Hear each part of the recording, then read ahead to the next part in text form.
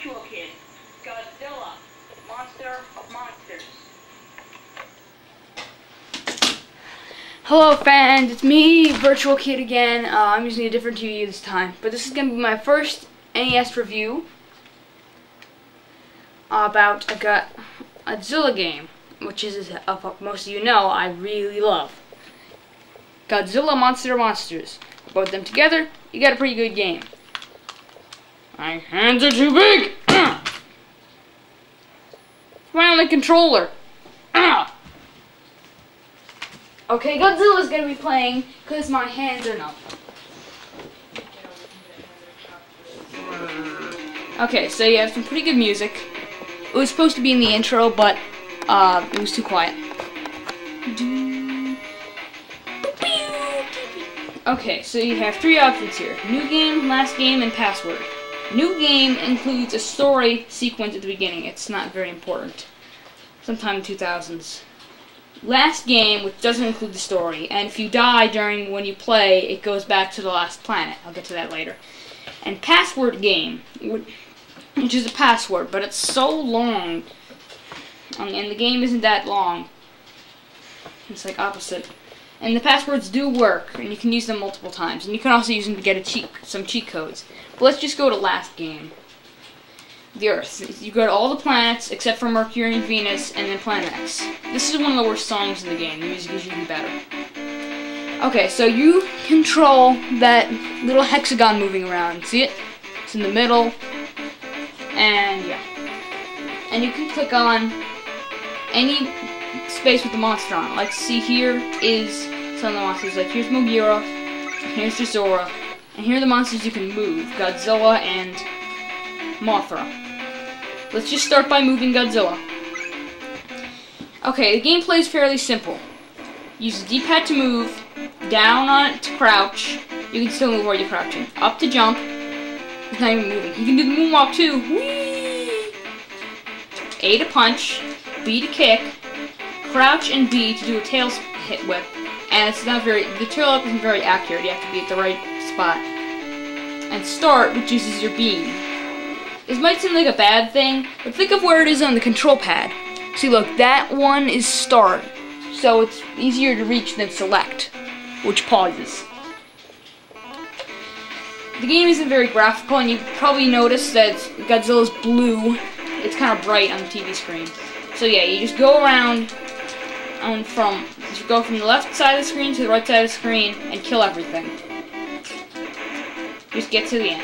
And depending on which spaces you walk on, you'll get different stage types. The enemies aren't very Godzilla-like. They're just satellites and stuff, and lasers and generic stuff. But what do you expect? Do you think there's going to be Gigans lying around? Yeah, and see that thing I got? I'm going to pause next time I see one. Okay, see that? That thing right there. That's a health item. It gives you health. It's kind of hard to see on the camera, but yeah, that thing right there is health. You get it, it regains some of your health. And on the top of the screen, you see power and life. Power is meter for your Godzilla beam, and life is life. And see the level thing? Yeah, it's kind of, well, you can't see it, but there's a level up system. Every time you kill something or something, you level up. And also, every time you move, one of the enemy monsters moves. So now let's try to move Mothra. And if you come close to an enemy monster, it asks, will you fight the enemy? If you say yes, you have to fight it. And they say, and if there's multiple enemies, it will ask you which one you want to fight. See, and click on this, and now let's get to Mothra's gameplay. Okay, Mothra, of course, flies. You use the D-pad to move in any direction. Can't go too high or too far. A or B shoots. They're not different. And pressing start uses this weird wing thing. I'm not quite sure what it is. And usually every time you destroy an enemy monster, you get some health.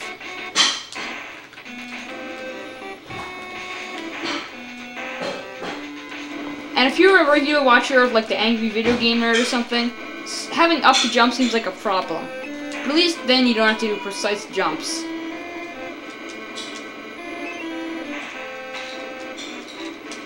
you hardly even need to jump at all. It's not much point of it. There's actually no platforming. I guess you could call it a beat 'em up. I don't know this type of game. So yeah, Mothra is definitely a lot worse playing Godzilla. Okay, here's a new type of stage. It's the blue one I walked on. And here's a mini boss that usually sometimes appear in the blue one. It's a brain. For Mothra, it's really easy. Just keep using the wing thing. And also with Mothra, if you shoot a bullet, you got hurt by it. Or at least get knocked back. I haven't quite looked at both at the same time. And you don't even have to kill him, you can just walk by him. So yeah, what else to say? Every time you advance to a new planet, there's a different monster waiting there. Like, see, there's Jazora and Mogira here. But next time, there'll be Mogira, Jazora, and a new monster. And it goes on and on and on. And at this time, Mogira has not been in any Godzilla movie, and Jazora never has up to this point. And Baragon, another monster that appears, is only made a brief cameo in the movie Destroy All Monsters, which was a Godzilla movie. Okay, now here's the fight. See, he's over there, and I'm on the left, and you have to keep killing him. See, his power's right under mine. And Jazora's really cheap. He just gets you in the bottom left corner and sticks you there. He's pretty easy, but he's annoying as heck. Ah, hate him. And every time, and there's also a time limit to fight him, so you can't kill him on your first time. Let's see, we'll end pretty soon. And there's no possible way to get out besides just waiting. See, there, it ended.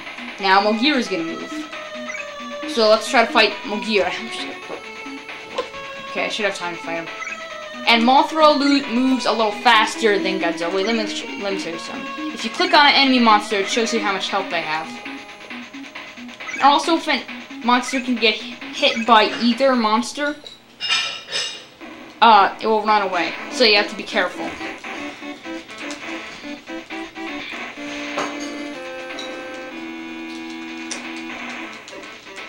And the monsters that are actually, like, main Godzilla enemies, like Gigan and Mechagodzilla, only appear in the last few planets.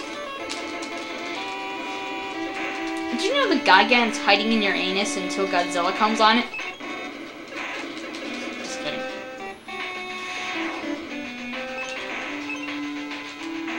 He's in the front now. Okay, so let me tell you about something really, really annoying about this game. You haven't seen it yet, but it's fireballs. It's this weird-looking thing. It doesn't resemble much of a fireball, but yeah, it exists in the game. And it can, if you have low enough health, it can kill you in one hit. And not by low enough health, I mean if your health is, if you don't have too much health, it's gonna kill you. Instant! It takes like 10 blocks away, and once you level up, you'll get more HP and energy, so it won't be as much of a problem. But the planet where it's really a problem is where it first starts, and it's the next planet, Mars, where you'll be like level 3 or something. Okay, now let's fight Mogira. And see, sometimes he walks and sometimes he doesn't. Sometimes he just drifts across. It's weird, and he's kind of easy too. See, Godzilla can only move 2 blocks, and Mothra can only use 4. And you have to get to the satellite at the other side of the stage to advance to the next planet. Yay! See, I leveled up. See level up? He's gonna fight me. Okay, so overall, it's pretty fun. It gets kind of repetitive, so it's not the best game out there, but it's one of the best NES games I've ever played. You'll beat him. It's next to Mario 3, it's the best. So you have to get to that one. See where my cursor is? You have to get to the satellite to advance. And if, like, just Mothra gets there and then she travels, if Godzilla dies, it's game over. So you have to get Godzilla as close as possible before traveling with Mothra. But since Godzilla can die easier, you might want to get him to the satellite first. So yeah, I give it a 7.5. Cool game. it's probably worth, it'd be worth like 30 bucks back in the day, but I don't know how much you pay for it now. So yeah, go buy it. Take one from me. It's really fun. I recommend buying it. So, see you later.